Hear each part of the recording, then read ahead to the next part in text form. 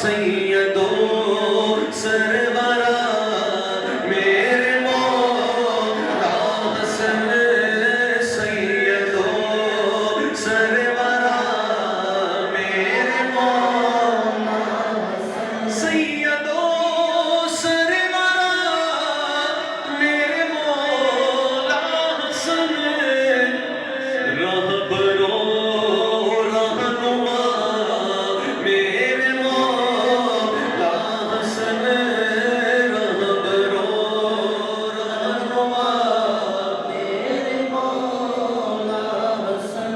حدیث پاک کے مطابق جو روایت میں آیا شاعر نے شعر میں لکھا، بات کیا ہے؟ لیکن اس سے پہلے بلند آواز کہیے سبحان اللہ۔ سر سے لے کر حسین سینہ پاک تک، سر سے لے کر حسین سینہ پاک تک، ہو بہو مصطفیٰ میرے مولا حسن، ہو بہو مصطفیٰ میرے مولا حسن۔ اپنے کاندھے پہ جینے کو بٹھائے نبی، ہے وہ ذی مرتبہ میرے مولا حسن، ہے وہ ذی مرتبہ میرے مولا حسن۔ عقیدہ اس سے راضی علی، اس سے راضی نبی، اس سے راضی علی، اس سے راضی نبی، اس سے راضی علی، اس سے راضی نبی، جس کو دے دے رضا میرے مولا حسن، جس کو دے دے رضا میرے مولا حسن۔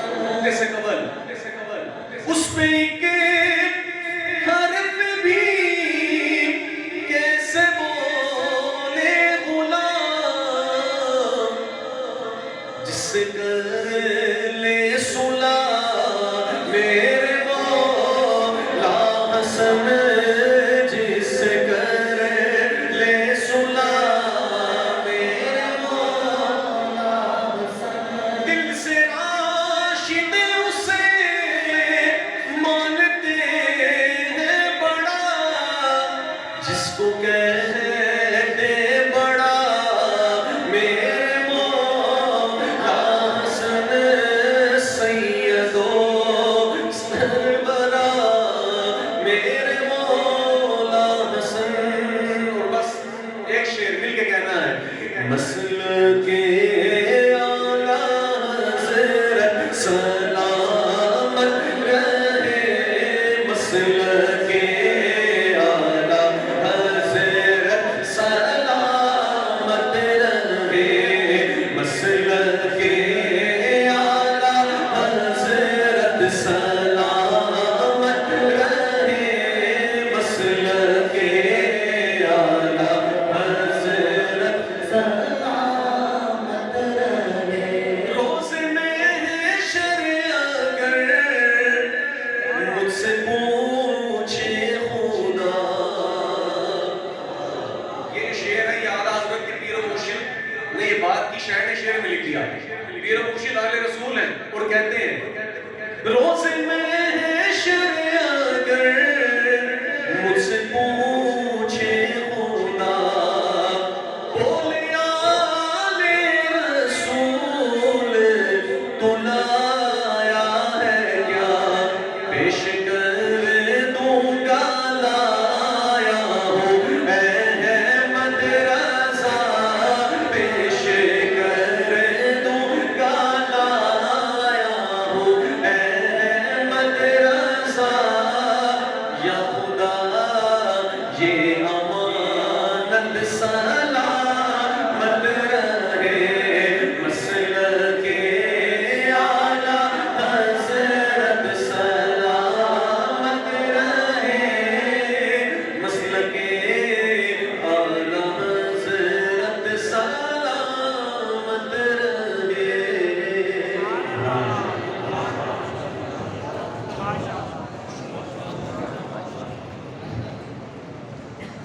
اللہ الرحمن الرحیم۔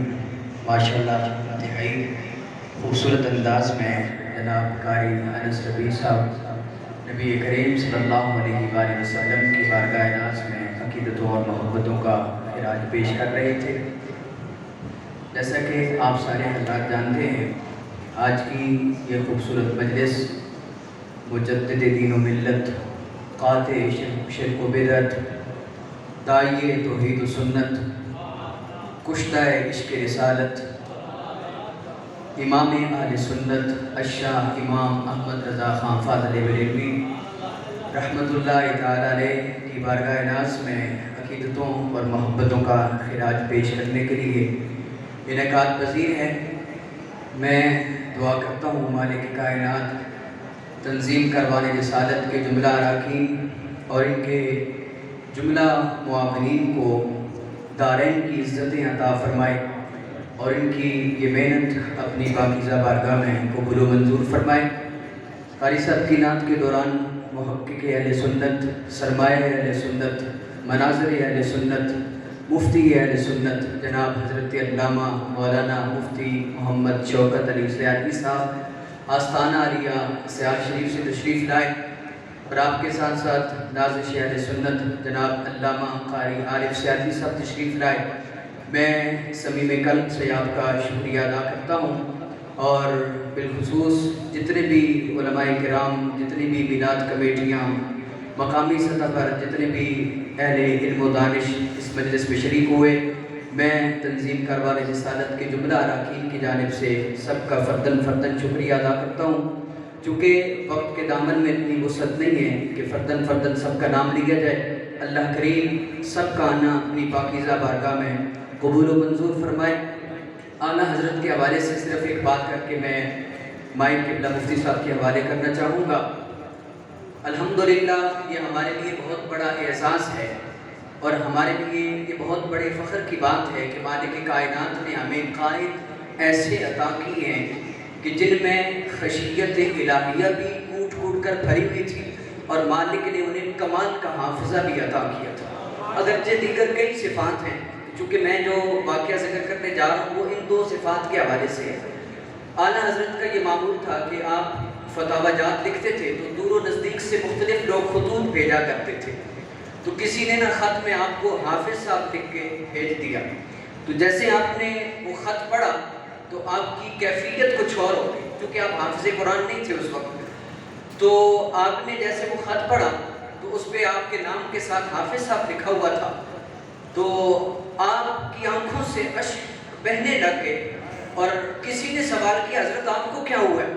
تو آپ فرمانے لگے مجھے اللہ کے قرآن کی وہ آیت یاد آ گئی کہ جس میں خالق نے ارشاد فرمایا کہ وہ لوگ کہ جو ایسی تعریفوں پہ خوش ہوتے ہیں کہ جو کام ان میں نہیں پائے جاتے تو ان کے لیے دردناک عذاب ہے۔ تو فرماتے ہیں کہ مجھے وہ آیت یاد آ گئی، تو اس کے بعد پھر اعلیٰ حضرت کا یہ معمول ہوا کہ جب آنے والا جو رمضان تھا اس میں 29ویں شعبان کو آپ نے قرآن مجید کا حفظ شروع کیا اور 27ویں رمضان کو قرآن مجید مکمل حفظ کر گیا۔ یعنی دن کے وقت آپ پارہ یا 1.5 پارہ یا جتنا ممکن ہو سکتا تھا آپ کو یاد کرتے اور رات کو اسی کو تراویح میں سنا دیا کرتے تھے۔ تو یہ ایک ایسا خوبصورت واقعہ ہے کہ جس سے نہ صرف آپ کی خشیت الہیہ کا ثبوت ملتا ہے اور اس کے ساتھ ساتھ آپ کے کمال حافظے کا بھی ثبوت ملتا ہے۔ تو اللہ کا فضل و کرم ہے کہ مالک کائنات نے ہمیں ایسے آئمہ عطا کیے۔ خلاق عالم کی بارگاہ میں دعا ہے کہ مالک کائنات ہم سب کو اعلیٰ حضرت کا فیضان دونوں جہانوں میں عطا کرے۔ قبلہ مفتی صاحب کا خطاب شروع ہوا چاہتا ہے، انشاءاللہ العزیز خطاب کے فوراً بعد سوال و جواب کی بھی نشست ہوگی، تو جن احباب نے جو سوال کرنے ہوں وہ لکھ کر، مہر خان صاحب یہاں موجود ہیں، اللہ مہربان صاحب ہیں اور اس کے ساتھ ساتھ شفاعت بھائی موجود ہیں، ان کے پاس اپنے سوالات پہنچا دیجیے۔ تو انشاءاللہ العزیز مفتی صاحب خطاب کے بعد ان سوالات کے جوابات کی ارشاد فرمائیں گے۔ نعروں کی گونج میں آپ نے مفتی صاحب کا استقبال کرنا ہے اور ایسے آپ نے نعرے کا جواب دینا ہے کہ جس سے محسوس ہوئے کہ آپ بیدار بیٹھے ہیں اور خطاب کی منتظر بیٹھے ہیں۔ نعرہ تکبیر، نعرہ رسالت، بلند آواز سے ہاتھوں کو بلند کیجیے، نعرہ رسالت، نعرہ رسالت،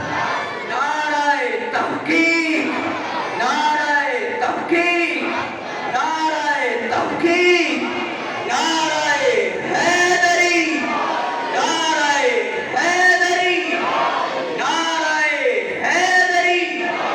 इश्क मोहब्बत, इश्क मोहब्बत,